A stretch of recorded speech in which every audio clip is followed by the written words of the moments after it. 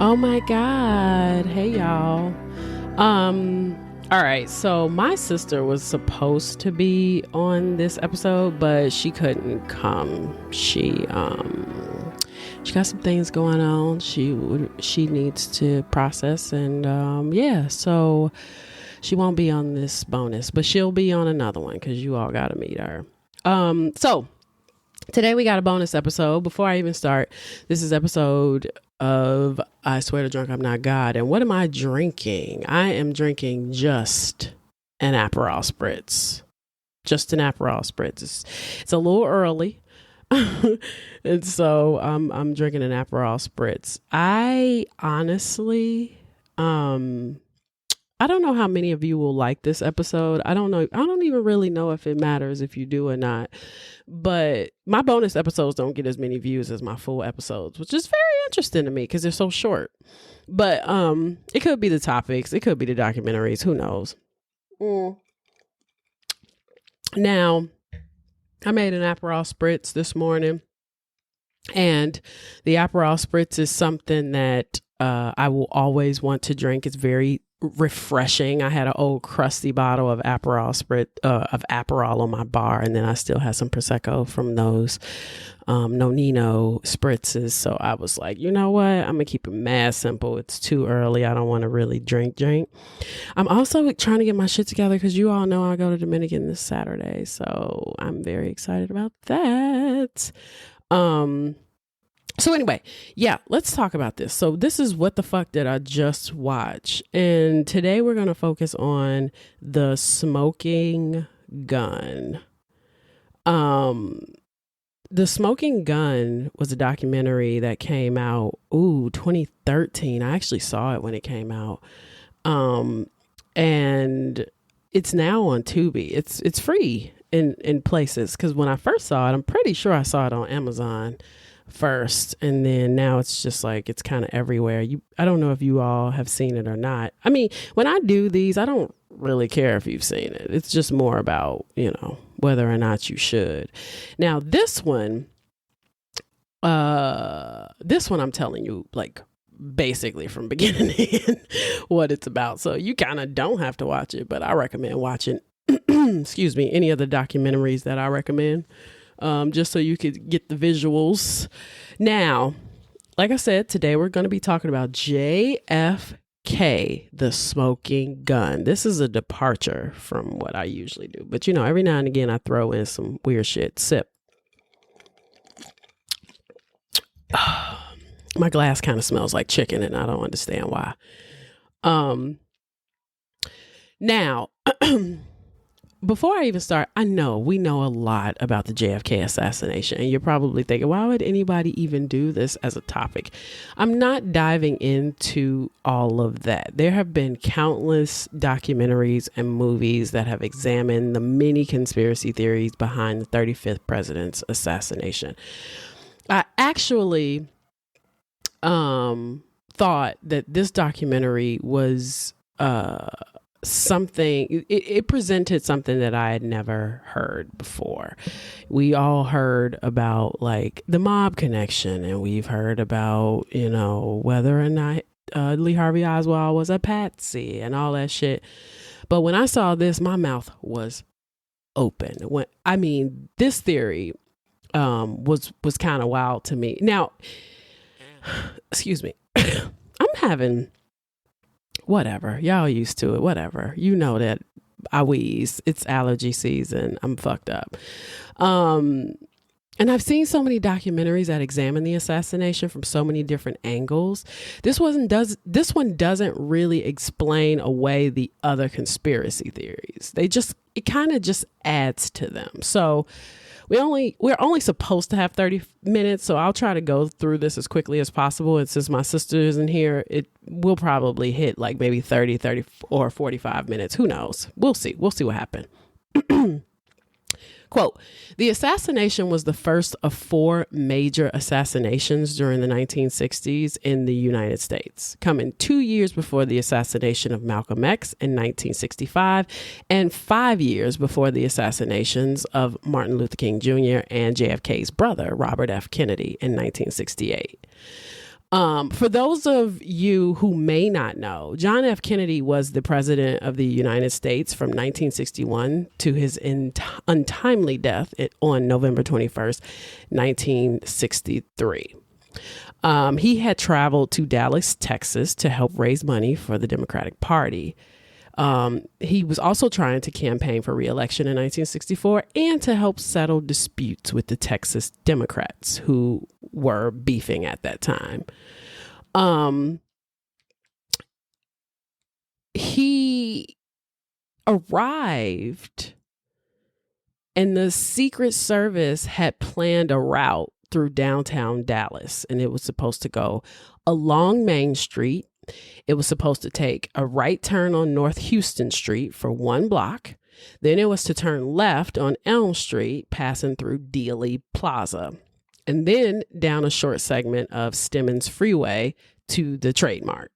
Mind you, the route was reported in the Dallas newspaper several days before, so people, they could just join the motorcade if they want to. They can come and view it. They couldn't join the motorcade, but they could view it. Now, the motorcade had 3 vehicles for Secret Service and police protection. The first car was an unmarked hardtop, white Ford with 3 people in it, including 2 I put SS men, and we're not talking about Nazis. It's Secret Service. 2 Secret Servicemen, a Dallas police chief, and a sheriff.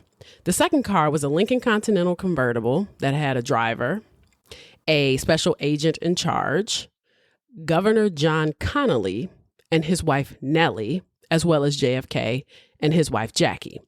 The third car was a classic 1955 Cadillac convertible. 2 presidential aides were in it, 2 agent drivers, an assistant to the special agent in charge, and a private research section agent. There were also 3 Secret Service agents on the running boards. And those running boards are the things that, they have where they could stand outside of the car.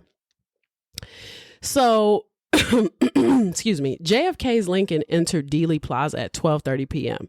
Apparently, the First Lady of Texas turned to Kennedy, sitting behind her, and she said, quote, "Mr. President, you can't say Dallas doesn't love you."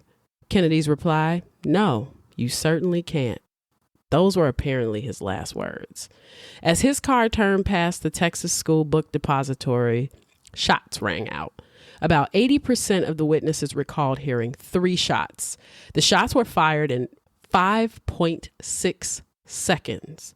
The first bullet hit JFK in the neck and hit Connally, who was sitting in front of him, in the leg. The second shot missed, and the third shot hit Kennedy in the head. Now, the Kennedy assassination will be pinned on a lone gunman by the name of Lee Harvey Oswald. Oswald was a 24-year-old U.S. Marine who had defected to the Soviet Union and returned to Dallas with his wife and kids.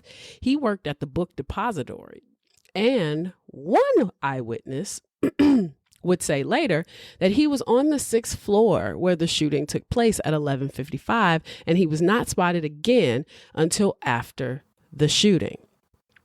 After killing Kennedy, Oswald killed a Dallas police officer, then slid into a movie theater where he was arrested for murdering the cop. We could talk all day about this, but we just don't have the time. I mean, on November 24th, while being escorted through police headquarters, Oswald was shot by Jack Ruby. He was shot close range in the abdomen, and he was taken to the hospital and pronounced dead by that afternoon. The Warren Commission, led by Earl Warren — I always want to say Ed Warren, and that's the poltergeist dude. That's the Lorraine Warren's husband. Ed Warren. Earl Warren was Let me say that again. The Warren Commission, led by Earl Warren, was created to investigate the assassination and whether or not Oswald was a part of a larger plot to kill the president.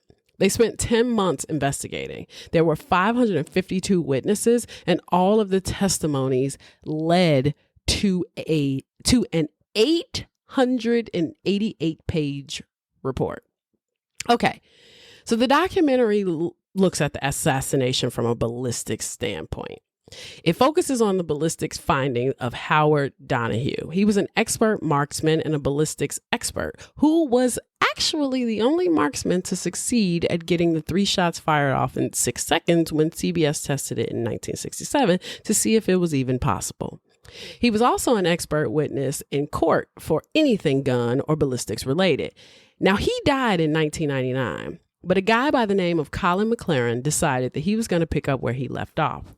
McLaren spent 18 years in the Australian police force and was a celebrated undercover officer. He has sent over 11 mafia members to prison. Donahue had many questions regarding the validity of the evidence and spent his life trying to disprove the Warren report of one crucial detail. The president was shot twice by 2 different weapons.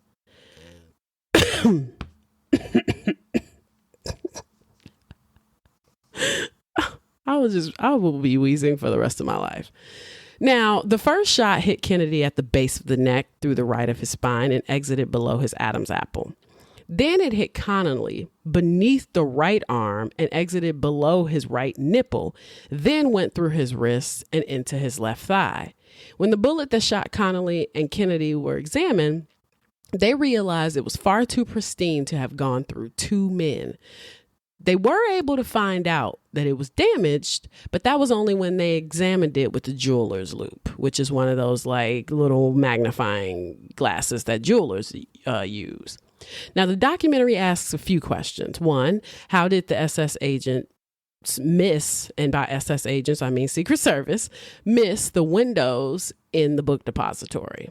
2, how did one man with an Army surplus weapon, awkward in size and prone to jamming, fire off 3 shots in 6 seconds with such precision? 3, how did the first bullet coming from that height and angle hit Kennedy and Connolly in those locations? And what I mean by locations, I mean the locations of their body. 4, why were there 2 shots with bullets performing differently when they were supposed to have come from the same gun? Now, Connolly would later testify, saying that he did not believe he was struck by the first bullet. He believed that he was struck by the second bullet.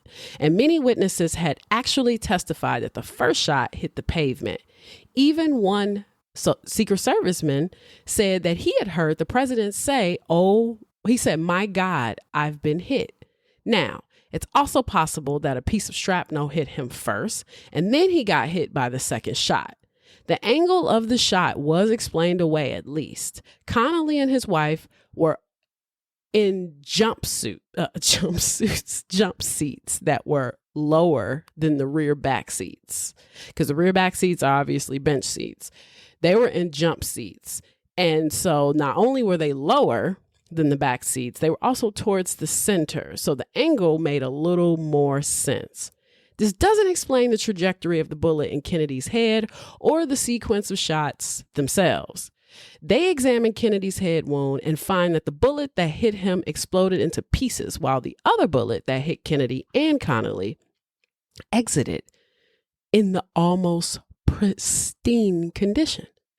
Now, the doctor who performed the autopsy confirmed that Kennedy had 30 to 40 particles in his head from a frangible bullet and not a full metal jacket. Frangible bullets explode on impact, while full metal jackets were created to injure soldiers in combat, not obliterate them. So they were literally designed to go through the body. That was the point of the full metal jacket. Kennedy had a 15 millimeter by 6 millimeter in diameter hole in his skull. It had tunneled 15 millimeters and exploded, but the hole was 6 millimeters in diameter. The rifle Oswald shot was a Mannlicher Carcano rifle that had 6.5 millimeter cartridges. Typically, the hole is slightly bigger than the size of the bullet. So how did Kennedy's head wound measure smaller in diameter? How? At the depository, there were 3 bullet casings, but It's likely that one was actually dented and was just used as a plug to keep moisture and dirt out of the rifle, which would mean that Oswald fired 2 shots, not 3. Now, even though they realized that he could have been hit by the second shot, the trajectory was still off, and JFK would have gotten hit in the left side of his face instead of the right side. Donahue then tested that the trajectory of the third shot that killed JFK was shot at a lower angle, not from the 6th floor of a building on the right side. But it was indeed impossible for Oswald to be the shooter of the third shot that hit the president in the head. What his experiment did show was the shot had to come from the Secret Service vehicle behind the president's car. Feeling froggy, Donahue sent a letter to the Secret Service asking who was carrying a gun and what type of guns they were using. Of course, they wouldn't tell them or tell him. Now, you're probably thinking, there were people on the ground level. Wouldn't they see the Secret Servicemen shoot the president? Well, turns out there were several testimony from witnesses saying they smelled gunpowder, and you can't smell gunpowder from the 6th floor of a building a ways away on the ground level. The wind was 15 miles an hour, which is pretty windy, and gunpowder can only be smelled when you're upwind of it. There were 10 witnesses mentioning the smell of gunpowder. Of course, the Secret Service vehicle denies any guns being fired at all. But the documentary explains the elaborate cover-up orchestrated by the Secret Service and the Warren Commission to keep the fault of the Secret Service off the record. Now, there was a witness that said they saw a Secret Serviceman take out a rifle. Special Agent George Warren Hickey Jr.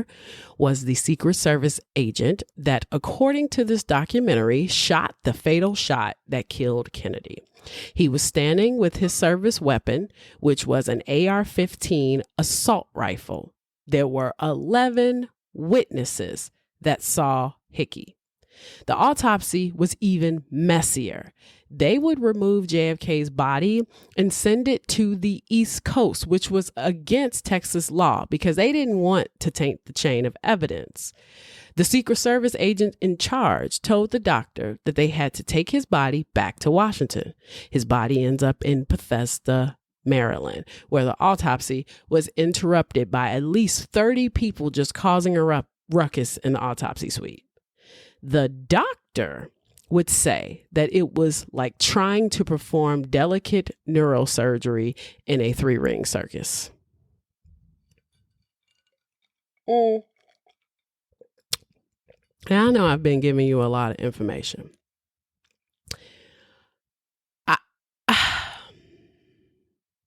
I don't really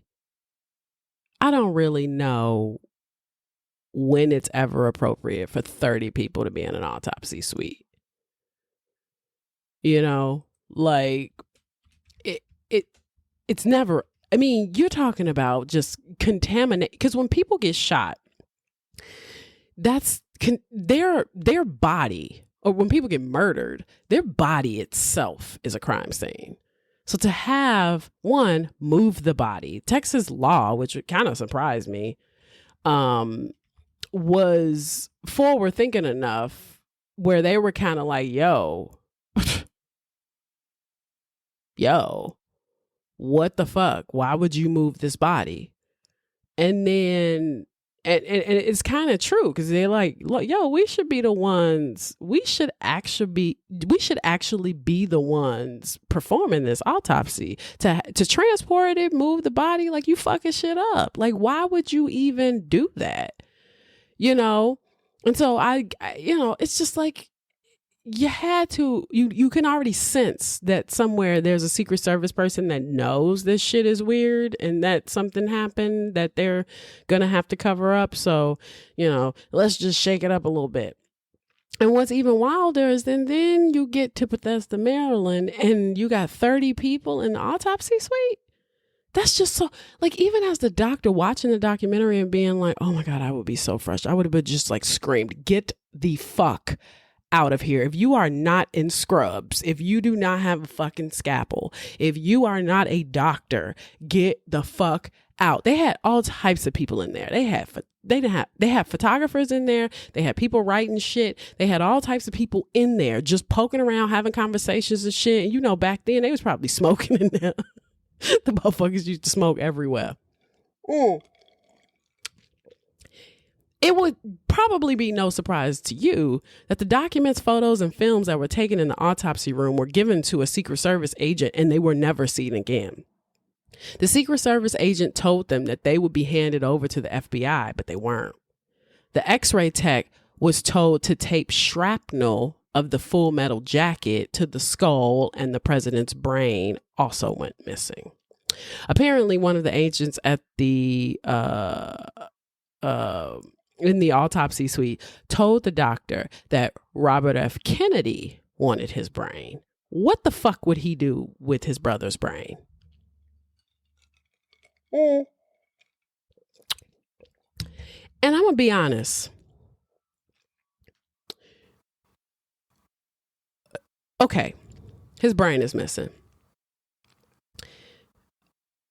He got shot in the head, which means he got shot in the brain. Explain to me when it has ever been appropriate to hand off organs to family members. Why was that a realistic request?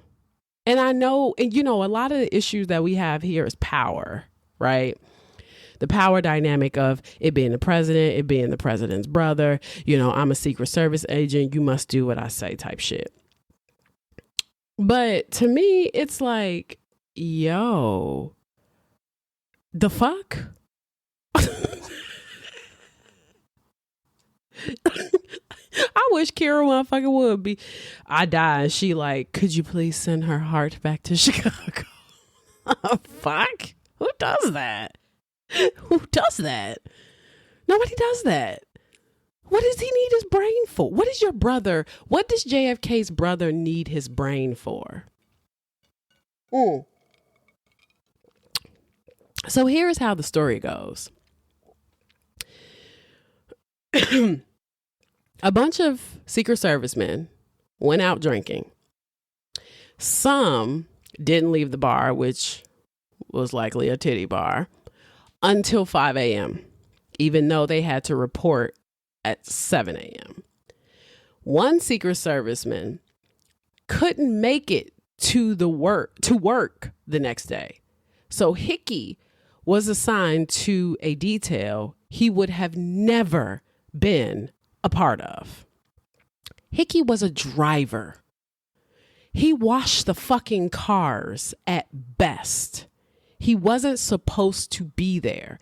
Hickey was also 40 fucking years old and had only been on the job for 4 months.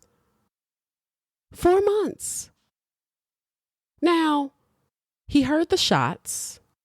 He got up, turned around, the car jerked, and he accidentally shot John F. Kennedy in the head. Now, one thing I'm not completely sure of is whether or not John F. Kennedy would have survived Sans being shot in the brain, right? Like, when we look at his earlier injury was that he was shot through his back, out of his, like right beneath his Adam's apple. I'm not totally sure he would have survived it at all. So in no way, shape, or form am I saying that the Secret Service agent killed him per se. It's kind of hard because it's kind of like, I do feel like, and I'm not a doctor, he may have survived the throat shot. You know, maybe he would have severed a windpipe. Maybe his voice would have been weird, whatever. But that brain shot, though, that shot to the head with an AR-15, that would have been the kill shot. You see what I'm saying? So to me, as I'm watching this documentary, I'm thinking, so So would he have survived if he didn't get that final shot in the head? And have you all ever actually watched the assassination tape? I have seen it many times. And I don't know if it was a JFK movie or if it's just been other documentaries that I've seen, but there was a documentary or a movie that I watched that played it on repeat. This documentary kind of does, but they kind of cut, perfectly past the headshot, because not only are you watching this man grab his throat after being shot and his wife, like, what the fuck? You're also seeing the other gun fire off. A piece of this man's head just flies open and just like blood, like mist, just out of his head. It's wild. It's wild to see, because you're like, ooh, if I were, I'm not an expert, but if I were just somebody that knew nothing about this for sure, I would think that that was the shot that killed him. He may have survived that first shot. Now, Hickey claimed that he took out his rifle before they reached the overpass, but 11 witnesses said that they saw him with the rifle at the third shot. And one witness would even say that she saw an agent firing back. Needless to say, the Warren Commission botched the investigation.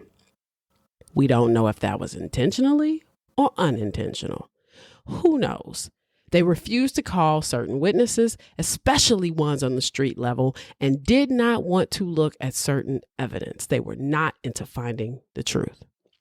In 1992, a book titled Mortal Error, which I haven't read, but I am planning on reading, was released to showcase Donahue's theory. They tried to get Hickey to speak up, but he never did. They sent him a letter, basically letting him know, like, yo, this shit's coming out, whether you with it or you not. You know what I mean? Because basically all this shit is public record anyway, but you're in it.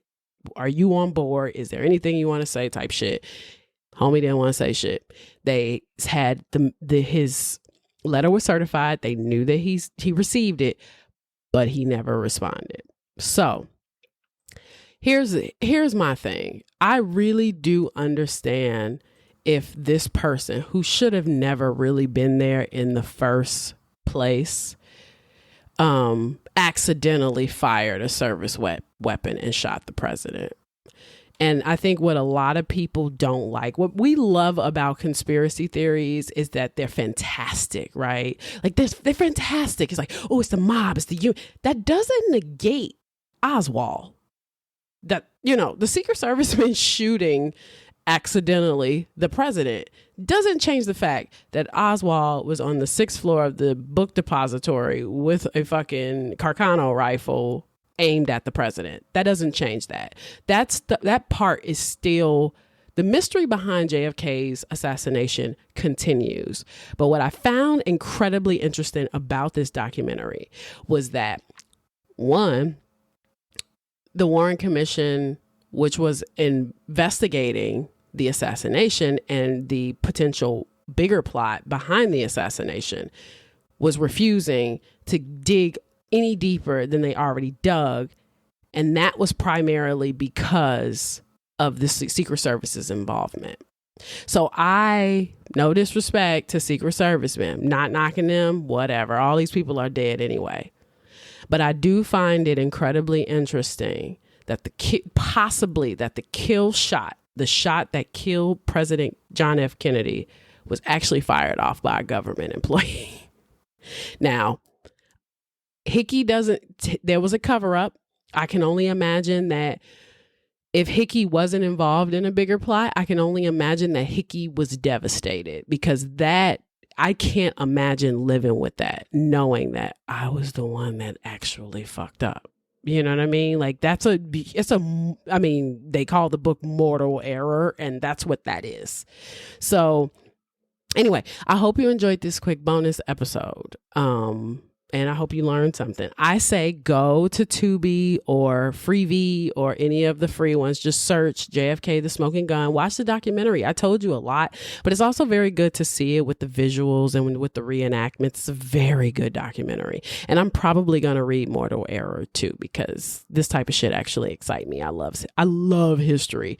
I will say I will never do JFK's assassination on this podcast because it's too much. I'm already still suffering from PTSD from H.H. Holmes. I can only imagine how much information you got to dig into. And I'm just not willing to devote my life to that. So that will never happen. But this little nugget, this little piece of information, maybe, you find yourself in a wormhole, just like I said, warm hole. Somebody needs some sex. No. I'm just joking. You may find yourself in a wormhole where you're like, oh, what's next? So I hope I've exposed you to, something new, and maybe you click play being like, fuck it, I'm doing laundry. I'll listen to what she's got to say. Oh, that's interesting. That's what I shoot for with these bonus episodes. So, okay. So a couple of announcements. I'm tipsy.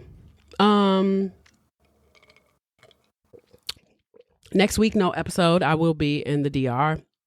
I will be researching though, and I will come back the following week for an episode. So that will be on the 1st of June. Wake up, wake up, wake up. It's the 1st of the month. So that'll be the 1st of June. And yeah, I'm going to, do what I can to make sure, because I don't have anybody picked yet. I told you, I like it when my topics are organic. I just let them come to me. They come to me in dreams. They don't, but whatever. They come to me on the phone from my mother. So we'll talk in a couple weeks. All right.